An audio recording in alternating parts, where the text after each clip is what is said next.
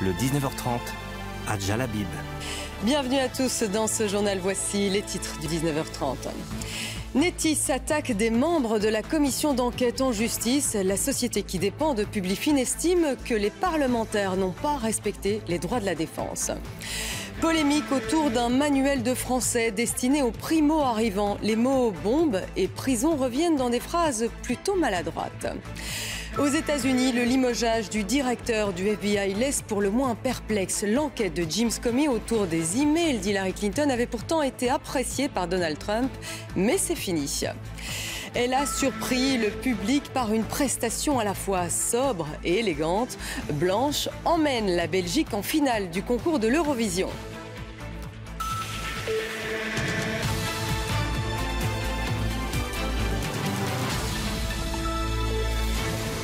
Bonsoir. Les 5 parlementaires les plus en vue de la commission d'enquête sur l'affaire Publifin Netis sont attaqués en justice. Netis est une société privée, c'est le bras opérationnel de Publifin et ses avocats estiment que les droits de la défense n'ont pas été respectés. Les parlementaires parlent d'une nouvelle tentative d'intimidation. Hugues Angot. On ne formalise rien. Qui manifestement... Voici les 5 députés commissaires assignés en justice. Les avocats de Netis remettent en cause leur travail au sein de la commission d'enquête Publifin.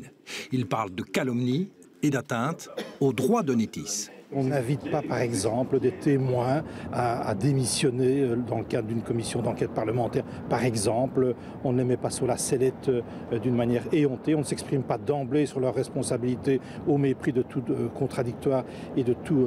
On ne balance pas à la presse des informations qui sont confidentielles. Ce sont des comportements qui sont inadmissibles à nos yeux. Une citation qui ne tient pas la route, à entendre la présidente de la commission d'enquête. Tout a été fait de manière transparente et publique. Les commissaires, et je vous rappelle que ce sont des parlementaires, ont encore toute liberté de s'exprimer. Les personnes auditionnées l'ont fait avec serment et elles avaient tout le cadre pour répondre ou ne pas répondre en se protégeant. On a pris le temps, ça c'est le moins qu'on puisse dire. Donc je ne vois pas où serait la faille. Les députés commissaires ne sont pas vraiment surpris par cette nouvelle attaque de Netis. Netis attaque le Parlement aujourd'hui, il a attaqué hier la presse, il a attaqué avant-hier un chercheur universitaire, il a aussi menacé les administrateurs. Ce sont en fait les variations sur un même thème où finalement, avec l'argent public, ces personnes ne cessent d'attaquer ou de menacer d'attaquer tous ceux qui peuvent à un moment donné les gêner finalement. On est toujours dans cette logique d'intimidation et dans cette logique et dans cette volonté de faire taire, ou en tout cas de ralentir le travail de cette commission, mais les tentatives déjà désespérées lancées ne seront pas plus convaincantes avec les citations qui ont été lancées aujourd'hui.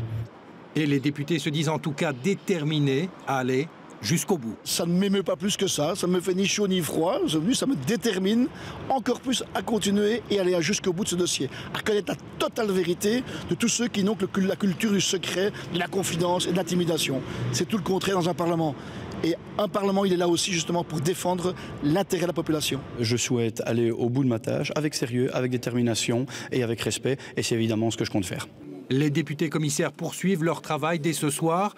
Ils terminent la rédaction d'un rapport intermédiaire qui sera présenté demain au Parlement wallon.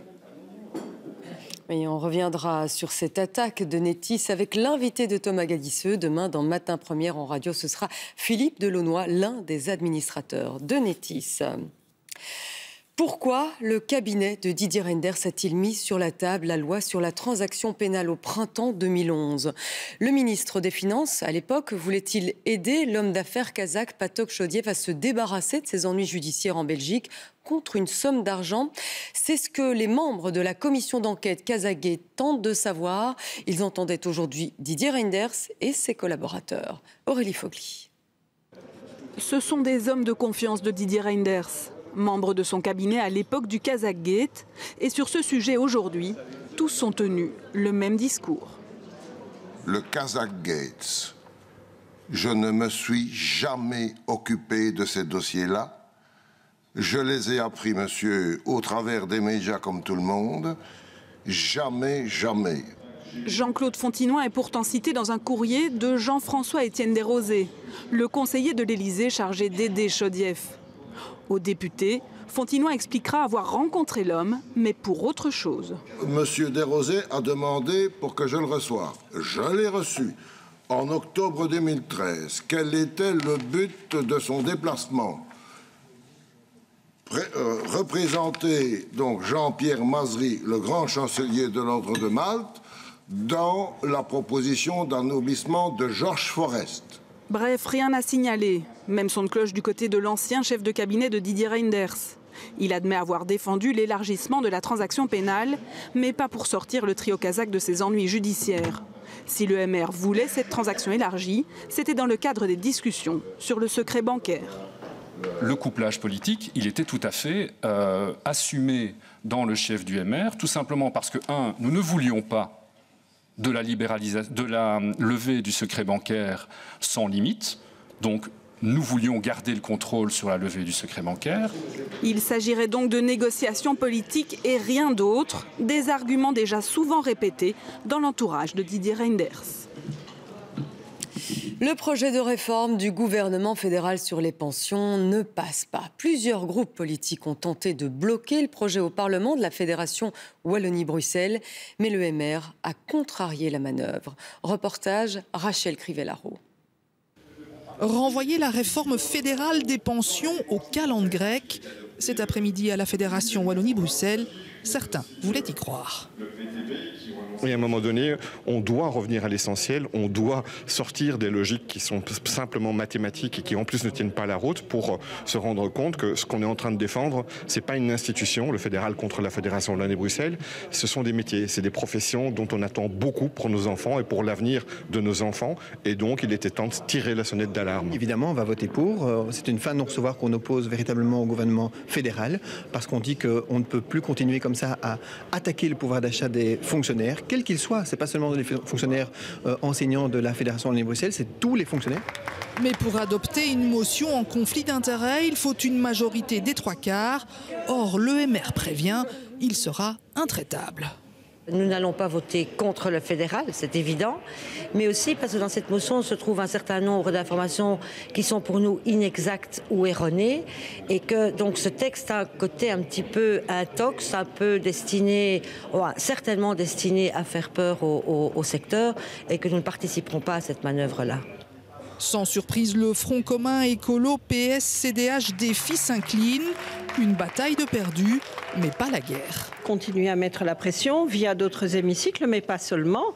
Je dirais avec les syndicats, avec tous ceux qui sont concernés par les conséquences de la réforme. La seconde phase, c'est le dépôt de cette même motion en conflit d'intérêts à la COCOF dès ce vendredi, où là, j'espère qu'on aura cette fameuse majorité des 3/4 afin de suspendre les discussions au niveau du fédéral. Le bras de fer avec le fédéral se déplace donc sur un autre terrain, un terrain où a priori le MR ne dispose pas de minorité de blocage. À Charleroi, s'est ouvert ce matin le procès de ce qu'on a appelé la filière djihadiste de Jumet. 7 prévenus, dont 5 sont en détention, ont comparu devant le tribunal correctionnel. Ils sont soupçonnés d'avoir été mêlés de près aux attentats de Paris en 2016. Justine Katz. Devant la salle d'audience ce matin, aucun contrôle particulier. Pourtant, c'est une filière terroriste qui est jugée aujourd'hui à Charleroi. Manque d'effectifs policiers, problème d'organisation, l'audience doit être retardée. Finalement, les prévenus arrivent, un à un, par le couloir, ouvert au public. 5 hommes et 2 femmes, poursuivis comme membres ou dirigeants d'un groupe terroriste. La cellule est surnommée cellule de Jumet, car c'est là qu'un couple est arrêté le 30 janvier 2016, Albin et Nawel, soupçonnés de vouloir partir faire le djihad. Il avait une volonté plutôt d'aller vers la Syrie. Et ça, en tant que tel, c'est une infraction en tout état de cause. Et alors, on lui reproche d'autres choses, comme une participation dans des forums de discussion, une participation active, raison pour laquelle on retient une qualité de dirigeant. Albin était très actif sur les réseaux sociaux et notamment sur la messagerie cryptée Telegram. En contact avec des sympathisants du groupe terroriste État islamique en Syrie, en Belgique, mais également en France, où il discute avec une certaine Inès Madani, à qui il rendra même visite à Paris. Elle tentera plus tard de commettre un attentat avec des bonbonnes de gaz devant la cathédrale Notre-Dame.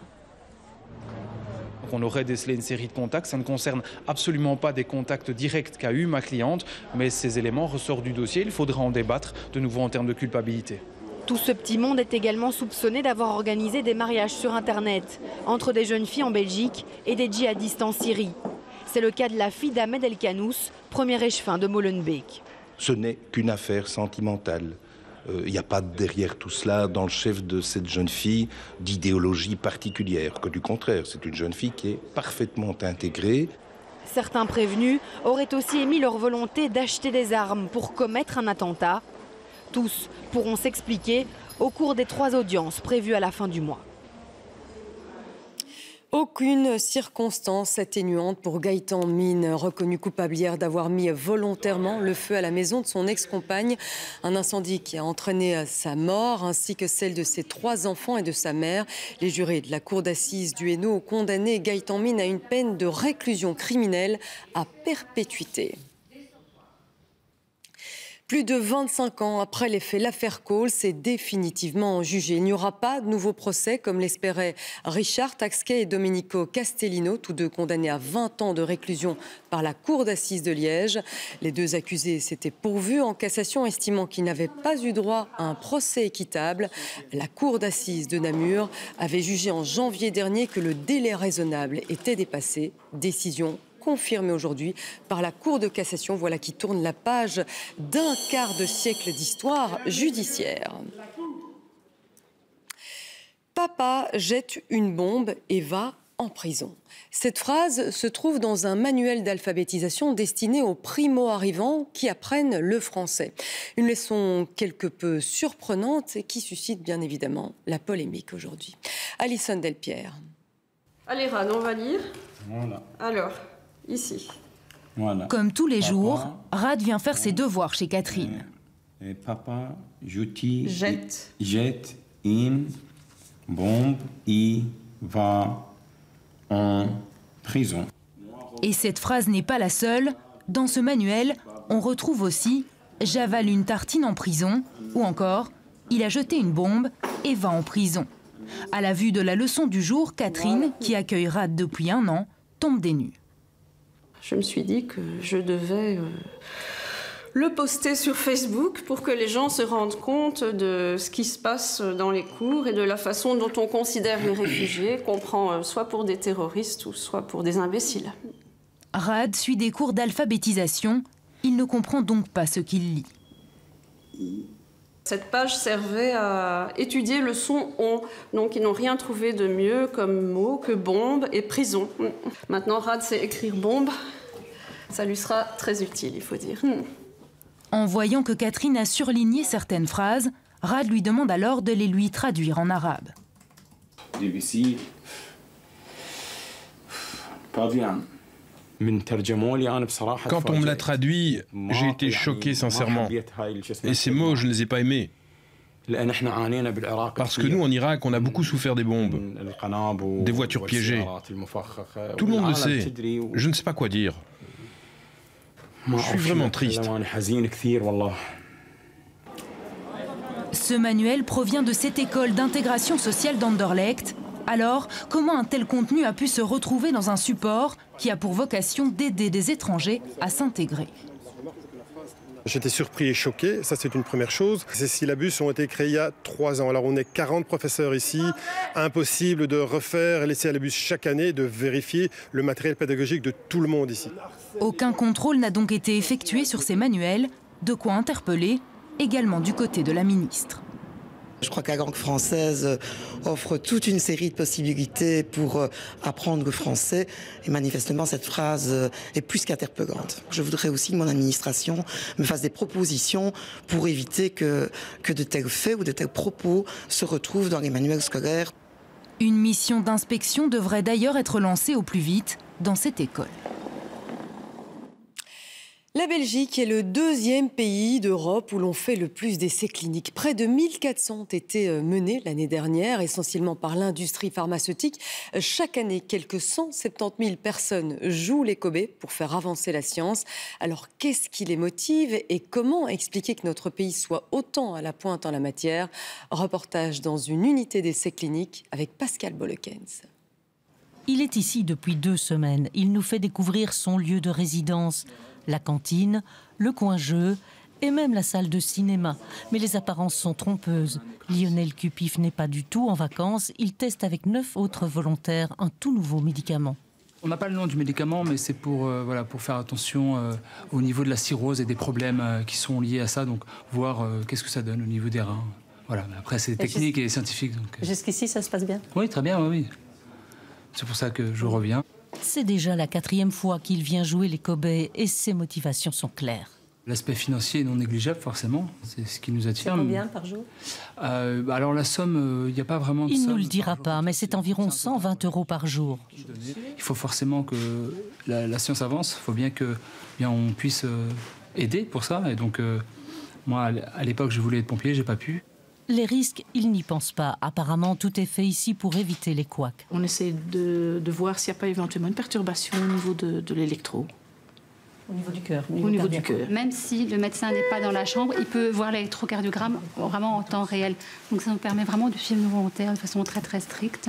Et c'est vrai qu'il y a certaines journées où il y a énormément d'électrocardiogrammes parce qu'on veut justement connaître l'effet du médicament sur le cœur, voir s'il ralentit le cœur, s'il augmente la fréquence cardiaque. C'est vraiment des mesures de sécurité pour le volontaire et pour le médicament. Les tests de phase 1 sont toujours plus risqués.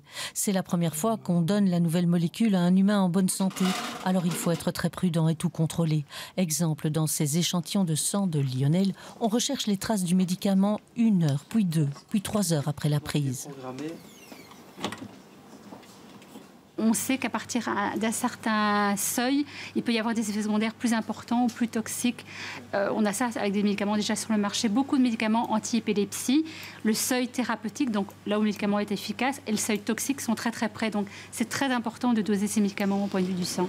La mise au point prend du temps. Ce nouveau médicament ne sera pas sur le marché avant 8 ans. 500 à 1000 cobayes se relaient dans ce centre chaque année depuis 25 ans. La Belgique est le 2e pays d'Europe pour les tests cliniques et il y a des raisons. Ici, pour avoir l'approbation d'une étude, et dans les 2 semaines, on a l'approbation par l'agence et on peut commencer tout de suite. Des médicaments, oui, oui. Et ça, certainement, ça facilite. C'est pas le cas dans d'autres pays? Non, c'est pas le cas dans tous les pays. Notre pays est bienveillant pour les essais cliniques, mais il abrite aussi de nombreuses firmes pharmaceutiques. Et jusqu'à présent, tout est sous contrôle. Depuis 25 ans, dans cette unité, on n'a jamais eu un effet collatéral très très grave qu'on appelle serious adverse event. Ça veut dire les effets collatéraux qui demandent une hospitalisation ou qui peut être fatal. Ça, c'est jamais eu depuis 25 ans. Jamais eu de décès non plus. Jamais eu de décès et on a testé presque 75 nouvelles molécules. Il n'y a pas que les labos privés qui font des essais. Ici, aux cliniques universitaires Saint-Luc, ce ne sont pas des volontaires rémunérés, mais des patients atteints de cancer qui testent de nouveaux traitements. Chaque année, 70 d'entre eux bénéficient ainsi des progrès de la science. On doit passer par des étapes d'études cliniques dans lesquelles des patients vont pouvoir bénéficier en tout premier de nouvelles molécules, de nouvelles approches thérapeutiques. Et très souvent, on constate que grâce à leur participation, on fait non seulement avancer la science, mais on est aussi bénéfique pour eux directement. Chez nous, une étude clinique sur 3 est aujourd'hui dédiée à la recherche contre le cancer. Restez avec nous dans la suite de ce journal. James Comey n'est pas capable de diriger de manière efficace le FBI. C'est ainsi que Donald Trump justifie le limogeage express du patron de la prestigieuse agence américaine. Marion Maréchal Le Pen ne courra plus pour sa tante Marine. Celle qui était pourtant pressentie comme une figure importante du FN pour les législatives se retire de la vie politique. Et puis nous reviendrons sur la soirée de l'Eurovision. La prestation de Blanche, sa simplicité et son naturel ont convaincu. La Belgique est en finale. Mais avant, cette histoire qui fait polémique en Flandre. Un enfant de 10 ans a été contrôlé par les inspecteurs du travail alors qu'il aidait son père à préparer un stand lors des festivités à Tongres. Les réactions n'ont pas tardé et même le secrétaire d'État à la lutte contre la fraude sociale s'offusque. De tels contrôles ne sont pas normaux. Ce qui est normal, c'est d'aider ses parents. Ça fait aussi partie de l'éducation. Michel Toussaint et Clémence Datte. Sur ce marché, il n'est pas rare de voir des enfants accompagner un adulte pour tenir les stands. Il y a encore quelques années, les enfants de Koen venaient occasionnellement aider leur père, un coup de main utile et éducatif en même temps. Mes enfants, ils venaient au marché pour vider les bacs, pour servir des clients même, pour recevoir l'argent. Donc comme ça, je les apprenais à calculer. C'est gai de travailler avec parents, faire la même chose que papa ou avec maman. Donc pour moi, c'est pas travail, c'est éducation plutôt. Aujourd'hui vendeur de fruits et légumes, Arnaud a beaucoup mis la main à la pâte quand il était un jeune garçon. Et il ne regrette pas, c'était à l'époque un vrai amusement. J'aimais bien décharger les camions, charger le camion, mettre les bacs sur la table. Voilà, c'était ça mon attraction. Rien de plus normal pour ce jeune homme. Pourtant, en Flandre, un garçon de 10 ans a été contrôlé et accusé par l'inspection sociale de travailler. Il aidait en fait son père dans l'aménagement d'un stand. En colère sur ces inspecteurs, voici la réaction du secrétaire d'État à la lutte contre la fraude sociale. Sur Twitter, il a posté une photo de lui enfant. Il aide ses grands-parents à la ferme. Réaction similaire à l'Union des classes moyennes. On ne comprend pas ce contrôle, même si des conditions au travail des enfants existent. Le travail des enfants est totalement interdit jusqu'à 16 ans. Il y a 2 exceptions qui sont prévues par la loi. Une qui est très encadrée pour des activités, par exemple, artistiques, des castings, du théâtre, du cinéma. Et l'autre exception prévue dans la loi, c'est dans le cadre d'activités de formation et d'éducation. Quand on est indépendant, oui, on peut demander à ses enfants de donner un coup de main. Ça fait partie de leur éducation et de leur formation.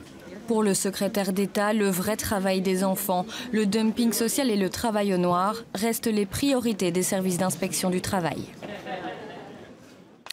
À Washington, le limogeage du patron du FBI a provoqué une véritable onde de choc. Le président américain a renvoyé James Comey officiellement pour sa gestion controversée de l'enquête autour des emails d'Hillary Clinton.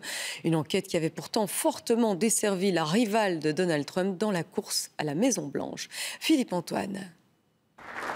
Réception à la Maison-Blanche le 22 janvier dernier. Oh, mais voilà James, il devient plus célèbre que moi. À en croire sa gestuelle, le nouveau président américain semble plutôt satisfait du travail du patron du FBI. La célébrité de James Comey s'explique par 2 moments. Le 5 juillet 2016, il annonce qu'il n'y a pas de raison de poursuivre l'enquête à propos de la messagerie privée utilisée par Hillary Clinton. Et le 28 octobre 2016, soit à 11 jours de l'élection, le directeur du FBI rend public l'ouverture d'un complément d'enquête. À l'époque, le candidat Donald Trump avait apprécié. Mais entre-temps, le FBI s'est penché sur une nouvelle affaire, ce qui a été confirmé le 20 mars dernier devant la commission du renseignement. Le FBI enquête sur les tentatives du gouvernement russe de s'ingérer dans l'élection présidentielle de 2016. Cela inclut des investigations sur la nature de tout lien entre des individus liés à l'équipe de campagne Trump et le gouvernement russe. Officiellement, le limogeage de James Comey s'explique par sa gestion de l'affaire des emails, ce qui ne convainc pas tout le monde. Si l'administration avait de réelles objections à la façon dont le directeur Comey a mené cette enquête, le limogeage aurait eu lieu à la minute où le président est entré en fonction. Mais il n'a pas été limogé à ce moment-là. Aujourd'hui, Donald Trump s'est expliqué en une phrase. Il vire le directeur du FBI parce qu'il ne travaillait pas bien. C'est très simple. Et voilà.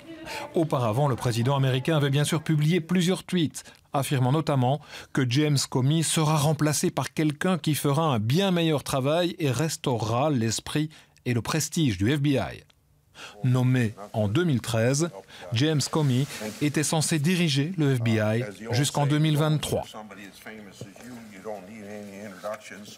Et pour en savoir plus, on rejoint notre correspondant à Washington, Philippe Gassel. Alors Philippe, ce limogeage a surpris tout le monde ici en Belgique, et encore plus avec les raisons qui sont avancées. Alors comment la nouvelle est-elle reçue, perçue aux États-Unis ?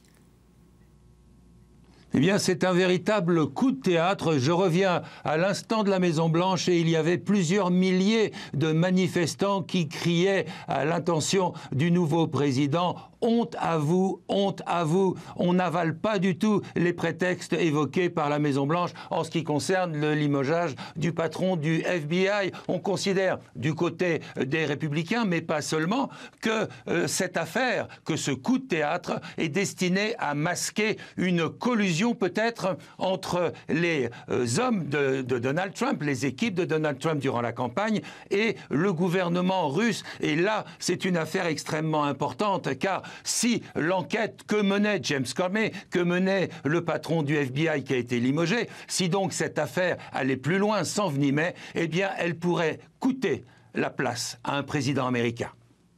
Merci Philippe Gassot. Et justement, hasard du calendrier, ce limogeage du patron du FBI intervient le jour où Donald Trump reçoit officiellement le ministre des Affaires étrangères russe, Sergueï Lavrov. Un entretien exceptionnel qui devrait permettre de préparer une rencontre prochaine entre Donald Trump et Vladimir Poutine. Les deux dirigeants doivent s'entendre sur les pistes à suivre, probablement pour mettre fin au conflit en Syrie. C'est un véritable tournant pour la Corée du Sud. Après une crise politique majeure qui a entraîné la chute de la présidente, le pays vient d'élire Moon Jae-in à la tête du pays. Ce progressiste de 64 ans préconise le dialogue plutôt que la fermeté vis-à-vis de la Corée du Nord. Brian Carter. En Corée du Sud, on ne perd pas de temps. Un jour seulement après avoir remporté les élections présidentielles anticipées, Moon Jae-in a prêté serment. Il est vrai que les dossiers à traiter sont brûlants. Sur l'économie tout d'abord, cet ancien avocat promet de s'attaquer au chaebol, ces immenses conglomérats qui contrôlent des pans entiers du pays. Sur le front diplomatique ensuite, le nouveau président préconise le dialogue avec le frère ennemi, la Corée du Nord. Je vais essayer de résoudre la crise sécuritaire dans la péninsule. Si nécessaire, je me rendrai directement à Washington, à Pékin et à Tokyo. Et si les conditions le permettent, j'irai à Pyongyang aussi. De 1998 à 2008, les deux Corées avaient déjà entamé une politique de dialogue qui a ensuite été interrompue par près de 10 ans de pouvoir des conservateurs au sud de la péninsule. Mais la situation est à présent très différente au nord de la zone démilitarisée. Alors aujourd'hui, on voit que d'un côté, la Corée du Nord a la bombe, donc c'est un danger qui aujourd'hui doit être pris en compte. Et de l'autre, on voit que le régime est plus ou moins aux abois. On le voit par l'accélération de leur programme balistique nucléaire, par davantage de rodomontades de provocation. Donc on peut se demander si véritablement le régime de Kim Jong-un va saisir cette possible main tendue. La diplomatie préconisée par Moon Jae-in risque de causer des tensions avec l'allié américain. Donald Trump prône en effet la fermeté envers la Corée du Nord et estime qu'un conflit armé est possible. Donald Trump a fonctionné vis-à-vis de la crise nord-coréenne comme si Séoul était un personnage tiers dont on pouvait se passer. Ce que les Sud-Coréens demandent aujourd'hui, c'est davantage de considération par rapport à leurs propres intérêts, à leurs propres demandes politiques. Le temps presse, la Corée du Nord serait sur le point de lancer un 6e essai nucléaire, de quoi forcer les différentes puissances à rapidement trouver une solution. Nous vous l'annoncions hier et l'information se confirme. Marion Maréchal Le Pen quitte la politique. La petite fille du fondateur du Front National, considérée comme l'étoile montante du parti, préfère se lancer dans le privé. Un coup dur pour le parti extrémiste à quelques semaines des législatives françaises. Gérald Vandenberg. Elle était la figure montante du Front National. Marion Maréchal Le Pen est la petite fille de Jean-Marie, la nièce de Marine. Certains la voyaient déjà comme une future présidente du FN. Aujourd'hui, elle a annoncé sur la chaîne de télé YouTube Liberté TV, liée au FN, qu'elle arrête la politique. J'ai une petite fille de 3 ans, j'en parle peu parce que j'ai beaucoup de mal avec la pipolisation de la vie politique, donc je tente de m'en préserver. Mais aujourd'hui, si je dois être parfaitement honnête, ça rentre en ligne de compte. Au-delà des raisons personnelles, elle a récemment divorcé, de nombreux analystes pensent qu'elle ne veut pas se mêler des conflits qui vont naître au sein du FN à la suite de la défaite de Marine Le Pen au présidentiel. Elle voudrait rester hors de l'arène, avant, qui sait, de revenir en sauveur plus tard. À bien l'écouter, sa décision n'est pas définitive. Non, elle n'est pas irrémédiable, je ne pense pas définitive. Je vous le dis franchement, je n'ai pas de plan de carrière. Marion Maréchal Le Pen était députée du Vaucluse. Elle ne se représentera pas aux élections législatives de juin prochain.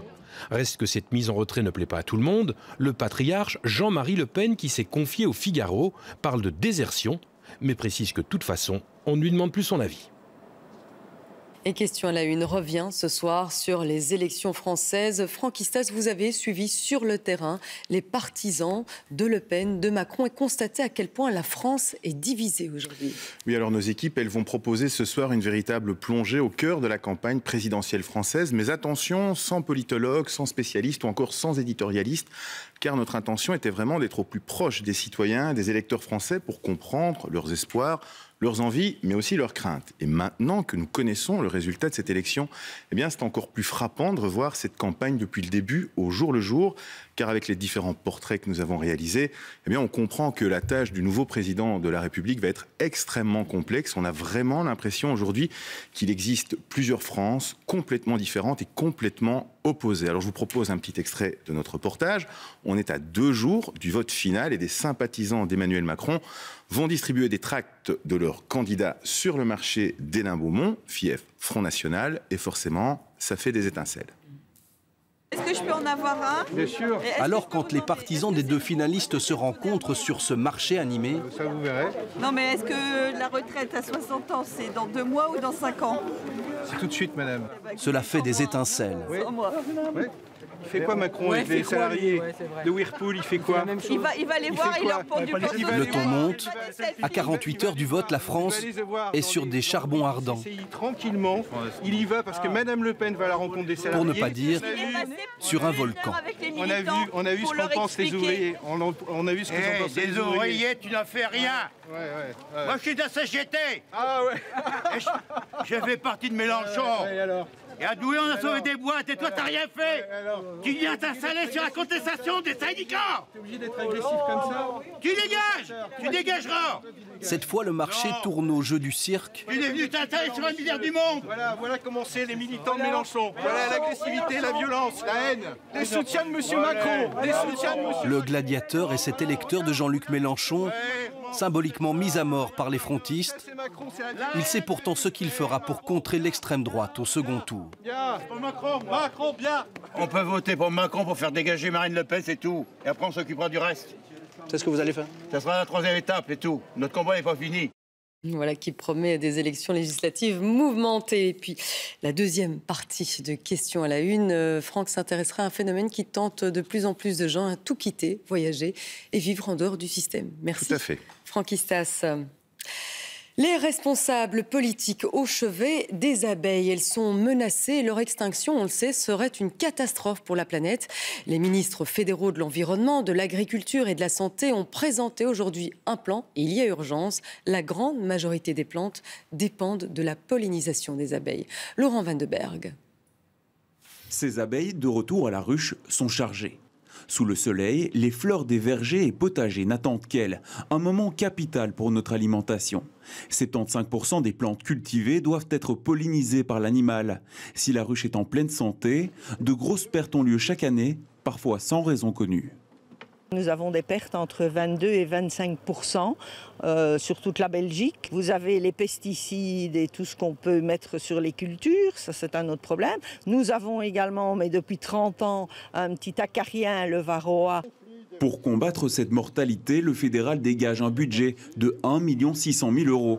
De quoi financer des études et objectiver les causes de mortalité. L'AFSCA s'occupe du monitoring.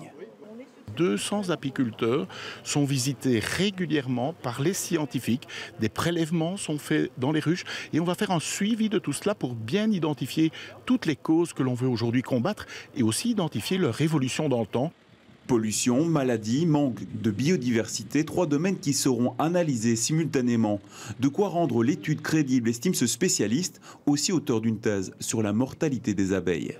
On a bien montré qu'il y avait des polluants dans l'environnement, que ce sont des facteurs de risque qui sont avérés. On a vu qu'il y avait des maladies qui tuaient effectivement les abeilles et on a observé qu'il y avait des carences dans notre environnement. Il manque effectivement de biodiversité, que ce soit en zone agricole ou encore en zone urbaine. Autre mesure, le recours aux vétérinaires. Sur base volontaire, les apiculteurs sont appelés à faire appel à eux. 75 € de subsides sont prévus pour les aider. Des vétérinaires dans les ruches, c'est peu courant et cela inquiète certains. Le fait de devoir payer un vétérinaire pour lui acheter des produits qui risquent d'être plus chers, vu qu'il y a toujours ces passages par des officiels, ça fait un peu peur aux apiculteurs. Mais il y a aussi le fait, est-ce que la personne est réellement compétente pour me donner un renseignement? Et là, c'est le challenge des vétérinaires aujourd'hui qui doivent, entre guillemets, plonger les mains dans les ruches. Le plan abeille s'étalera jusqu'en 2019. Il est bien accueilli dans l'ensemble. Il concernera près de 10 000 apiculteurs dans notre pays. Vous avez été plus d'1 million à suivre hier soir en direct la qualification de Blanche pour la finale du concours de l'Eurovision. Celle qui représente la Belgique a très vite conquis le public. À 17 ans à peine, elle a offert une prestation remarquée par sa sobriété. Dominique Dussin. The 10th finalist is Belgium. Le suspense jusqu'au bout. La Belgique est la dernière dont la qualification est annoncée pour la finale. La joie est immense dans la délégation belge et pour Blanche, qui était citée comme une des favorites, mais qui voyait petit à petit se fermer la porte de la finale. Dans ce genre de situation, on préfère se dire c'est bon, on relativise, on se dit c'est pas grave, etc. Donc là vraiment on était tous comme ça. Au fur et à mesure on applaudissait de moins en moins. Et on se disait c'est pas grave, vraiment on essayait de trouver toutes les bonnes excuses pour dire c'était pas grave. On n'y croyait plus, mais j'essayais de pas y penser. Et là, alors, bref, je pensais pas que j'allais avoir une réaction comme ça, mais vraiment comme dans les films quand on entend le cœur qui bat comme ça, mon cœur battait hyper fort et du coup quand ils ont dit Belgium, j'allais pleurer. All alone in the danger zone. Are you ready to take my hand? All alone in the flame of doubt. Are we going to lose it all? La chanson belge est visiblement déjà appréciée par le public qui applaudit beaucoup pendant la prestation de Blanche. Une prestation sobre, loin des délires scéniques ou vestimentaires proposés par d'autres pays. La deuxième demi-finale aura lieu demain, la finale samedi, avec en favori absolu l'Italie, Occidentali Karma, interprétée par Francesco Gavani, annoncé grand vainqueur depuis des semaines.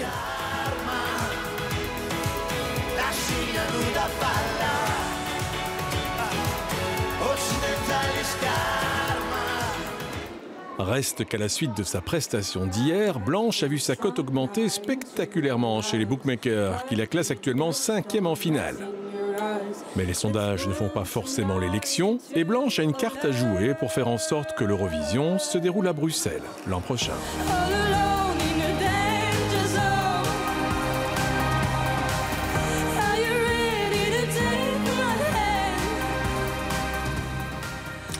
En football, bonne nouvelle pour Moucron. Le club ennuyé pourra bel et bien évoluer en Division 1 la saison prochaine. L'exclu a obtenu sa licence en appel.